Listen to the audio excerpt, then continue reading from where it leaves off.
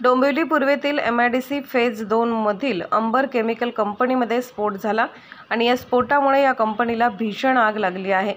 संपूर्ण परिसरात धुराचे लोट पसरले आहेत। या कंपनीत झालेल्या स्फोटाची तीव्रता एवढी जास्त होती की आजूबाजूला असणाऱ्या रहिवासी इमारतीच्या काचा देखील फुटल्या आहेत। यामध्ये नागरिकांचे मोठ्या प्रमाणात नुकसान झाले आहे। नाही, बॉयलरचा स्फोट झाला अशी प्राथमिक माहिती आहे आणि सातत्याने केमिकलचे ड्रम्स फुटत आहेत। आजूबाजूच्या सगळ्या घरांचं भरपूर नुकसान झालेलं आहे।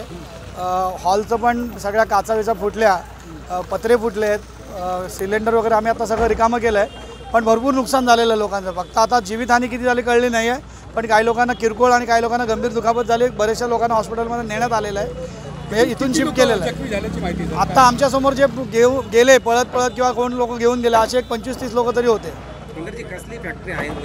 नाही, माहिती नाही, कारण मागच्या बाजूला होती, आमच्याशी संबंधित आमच्याकडनं त्याचा अप्रोच रोड पण नाही आहे, पण नक्की कसली कंपनी माहिती नाही। पण बॉयलरचा पहिला स्फोट झाला आणि त्याच्यानंतर आता केमिकलचे ड्रम सातत्याने फुटत आहेत। लोकनायक न्यूज।